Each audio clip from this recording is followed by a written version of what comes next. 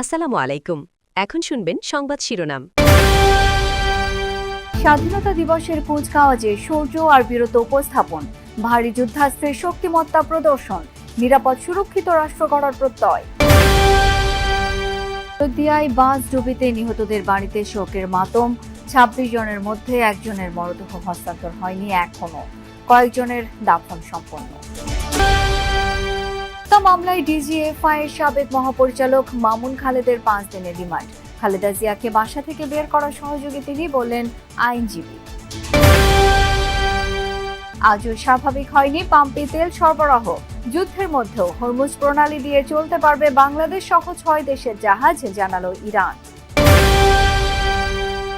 এতক্ষণ শুনছিলেন সংবাদ শিরোনাম, এখন শুনবেন বিস্তারিত সংবাদের আগে আমাদের যমুনা 24 টিভি চ্যানেলটিকে সাবস্ক্রাইব বা ফলো করে আমাদের সাথে থাকুন আর কমেন্ট করে জানান আপনি কোথা থেকে সংবাদ শুনছেন। সুরক্ষিত ও নিরাপদ রাষ্ট্র গড়ার প্রত্যয় সশস্ত্র বাহিনী সহ সকল নিরাপত্তা বাহিনীর। 18 বছর পর অনুষ্ঠিত হওয়া স্বাধীনতা দিবসের কুচকাওয়াজ থেকে এই বার্তাই দিল লাল সবুজের বাংলাদেশ। মুক্তিযুদ্ধ বিষয়ক মন্ত্রণালয়ের নির্দেশনা, সশস্ত্র বাহিনী বিভাগের তত্ত্বাবধান এবং ৯ পদাতিক ডিভিশনের ব্যবস্থাপনায় জাতীয় প্যারেড স্কয়ারে ছিল এই আয়োজন। উপস্থিত ছিলেন প্রধানমন্ত্রী, রাষ্ট্রপতি, ৩ বাহিনী প্রধান, মন্ত্রীবর্গ, কূটনীতিক ও সর্বস্তরের জনতা। 18 বছর পরে আবারও ফিরল মহান স্বাধীনতা ও জাতীয় দিবসের কুচকাওয়াজ। জাতীয় প্যারেড স্কয়ারের কুচকাওয়াজে প্রথমেই যোগ দেন প্রধানমন্ত্রী তারেক রহমান, যাকে প্যারেড গ্রাউন্ডে স্বাগত জানান ৩ বাহিনী প্রধান ও মুক্তিযুদ্ধ বিষয়ক মন্ত্রণালয়ের মন্ত্রী, প্রতিমন্ত্রী। এরপর ময়দানে আসা রাষ্ট্রপতি মোহাম্মদ শাহাবুদ্দিনকে স্বাগত জানান প্রধানমন্ত্রী। অশ্বারোহী হয়ে নেতৃত্ব দেন প্যারেড অধিনায়ক, ৯ পদাতিক ডিভিশনের GOC major general SM Asadul Haque. রাষ্ট্রপতির অনুমতি নিয়ে শুরু করেন কার্যক্রম। সশস্ত্র সালাম সহ অনুমতির পর রাষ্ট্রপতিকে নিয়ে কুচকাওয়াজ পরিদর্শন করেন অধিনায়ক। পরে রাষ্ট্রপতির অনুমতি নিয়ে প্যারেড অধিনায়ক শুরু করেন মার্চ পাস্ট। শুরুতেই 2টি খোলা ট্রাকে চড়ে অংশ নেন বীর মুক্তিযোদ্ধারা। রাষ্ট্রপতিকে সালাম দিয়ে মঞ্চ অতিক্রম করে কন্টিনজেন্টগুলো। সেনা, নৌ ও বিমান বাহিনী ছাড়াও coast guard, police, BGB, jail police, নারী কন্টিনজেন্ট সহ বিএনসিসির সদস্যরাও অংশ নেন মার্চ পাস্টে। ৩ বাহিনী প্রধান, মন্ত্রিপরিষদের সদস্য সহ সরকারের ঊর্ধ্বতন কর্মকর্তারা ছাড়াও উপস্থিত ছিলেন বিভিন্ন দেশের রাষ্ট্রদূত আর দেশি বিদেশি অতিথিরা।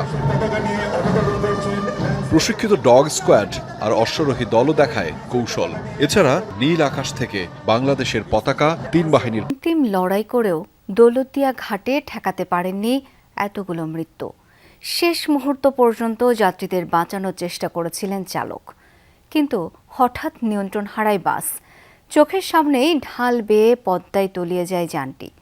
যাত্রীদের তো বাঁচাতেই পারেননি, শেষ রক্ষা হয়নি চালকেরও। সেই মর্মান্তিক দুর্ঘটনায় মিলেছে ২৬ জনের মরদেহ। স্বজনদের আহাজারিতে ভারী ঘাট এলাকা। দৌলতদিয়া থেকে সৌহার্দ্য পরিবহনের বাসটিতে উঠেছিলেন কালাম। পন্টুনে বাসটি অনেকক্ষণ থেমে থাকায় কিছুক্ষণের জন্য নেমে দাঁড়ান তিনি। তখনই বাসটির হয় ব্রেক ফেল, ঢালু জায়গা পেরিয়ে উল্টে যায় নদীতে। ড্রাইভার ব্রেকে খাড়া রয়েছে, ব্রেকে পা দিয়ে খাড়া রয়েছে, মানে ও দাঁড়াই গেছে পাড়া দিয়ে, কিছু তাও ব্রেকে কোনো কাজ করে নাই। অটোতে মানে কয়েক সেকেন্ড, মানে দেখলে বোঝা যাবে না কয়েক সেকেন্ডের ভিতরে কাহিনী, 30 সেকেন্ডের ভিতরে মানে নাই গাড়ি পানির তলে।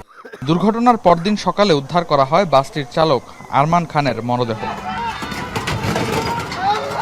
দৌলতদিয়া ঘাটের কাছেই ছিল উদ্ধারকারী জাহাজ হামজা। বুধবার রাতেই উদ্ধার করা হয় বাসটি। এরপর থেকেই নদীতে চলে ডুবুরিদের তল্লাশি। একে একে 19 জনের লাশ উদ্ধার করা হয় রাতেই। ভোরের আলো ফোটার সঙ্গে সঙ্গে আবারও স্বজনদের ভিড়, আহাজারি। তখনও নিখোঁজ অনেকেই। এই বাসে উঠেছে, মানে এই যে ব্যাগটা নিয়ে আইছিল বাইকতে, সে বাইকতে এলো একটা প্লাস্টিকের ব্যাগ, একটা কাপড় আর একটা হলো শার্ট। ওই শার্ট দিয়ে আমরা চিনছি। আসার পরে অনেক খোঁজাখুঁজি, ধরুন অনেক কিছু হলো। রাত ভর ঝড় বৃষ্টির ভিতরে থাকার পরে সকালে ভোরের দিকে আমাদের একটা লাশ পেল, চাচির লাশটা পাওয়া গেছে। নিখোঁজদের তালিকা করে আবারও নদীতে নামে ডুবুরি দল। উদ্ধার করা হয় মোট 26 জনের মরদেহ।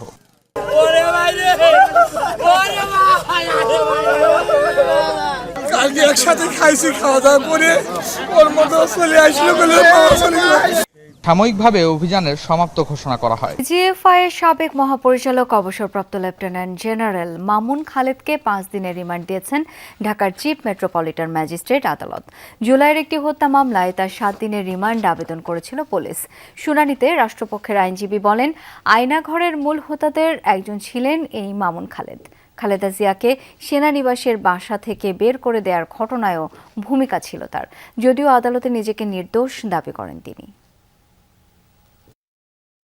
বুধবার দিবাগত রাতে ডিজিএফআইয়ের সাবেক মহাপরিচালক শেখ মামুন খালেদকে আটক করে গোয়েন্দা পুলিশ। তার বিরুদ্ধে জলসিঁড়ি আবাসন প্রকল্পে অনিয়ম, শতবিঘা জমি দখল সহ অনেক দুর্নীতি এবং গুমের অভিযোগ ছিল।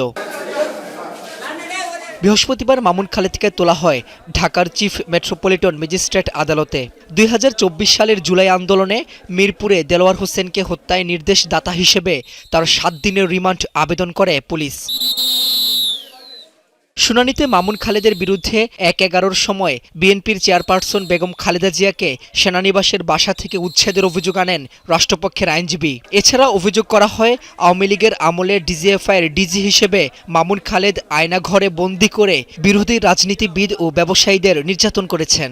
ডিজিএফের প্রধান থাকাকালীন অবস্থায় সেই আয়নাঘরের সৃষ্টি করা হয়েছিল। সেই আয়নাঘরে হাজার হাজার শত শত নেতা কর্মীদেরকে সেখানে নিয়ে তাদেরকে নির্যাতন করা হয়েছে। অনেককে রাজধানীতে তীব্র আকার ধারণ করেছে জ্বালানি তেলের সংকট। আজও বন্ধ দেশের বেশিরভাগ ফিলিং স্টেশন। যে 2-1টি পাম্প খোলা, সেখানেও লম্বা লাইন। তেল নিতে ঘন্টার পর ঘন্টা অপেক্ষা করেও মিলছে না স্বস্তি। স্বাধীনতা দিবস উপলক্ষে আজ বন্ধ ডিপো কার্যক্রম। এই কারণে পাম্পে তেল সরবরাহ করা হয়নি। পরিস্থিতি বিবেচনায় শুক্র শনিবার বন্ধের দিনে তেল সরবরাহের কথা বলছে ডিপোগুলো। 4-5 ঘন্টা পরই মিলবে তেল। রেশনিং পদ্ধতিতে না, নেওয়া যাবে প্রয়োজন অনুযায়ী। সে কারণে ভোর থেকেই ঠায় দাঁড়িয়ে অনেকে। দীর্ঘ হতে থাকে রাজধানী বিজয় সরণির এই ফিলিং স্টেশনের সামনে যানবাহনের লাইন। ফজরের নামাজ পড়ে পূর্বাচলে যে জলসিঁড়ি সেখানে গিয়েছি, যাওয়ার পরেই তেল শেষ। বলছে আগামী রবিবারের আগে আর তেল আসবে না। এখানে যেহেতু একটু বেশি দিবে, এই কারণে সবাই এখানে দাঁড়ায়। অবশেষে বেলা 12টার পর থেকে শুরু হয় তেল সরবরাহ। খবর পেয়ে রাজধানীর আশপাশের এলাকা থেকেও এসেছেন অনেকে। তেল পেলাম, ঈদের মতো আনন্দ লাগতেছে ভাইয়া। সরকারি ছুটির দিন হওয়ায় ডিপো থেকে পাম্পগুলোতে তেল সরবরাহ হয়নি, তাই বন্ধ বেশিরভাগ পাম্প। 2-1টি ফিলিং স্টেশন বেলা বাড়ার সাথে খুললেও ঘণ্টাখানেকের বেশি চালাতে পারেনি। 300 টাকা ফিক্স করে দিচ্ছে, এখন আমাদের বলার কোনো অপশন নাই। তেলের দরকার এখানে সকাল থেকে সন্ধ্যা পর্যন্ত 27,000-28,000 লিটারের, আমার তেল দেন 9,000 লিটার। একদিকে সরকার বলছে দেশে জ্বালানি তেলের সংকট নেই, কিন্তু পাম্পে গেলেই ভিন্ন চিত্র। তাহলে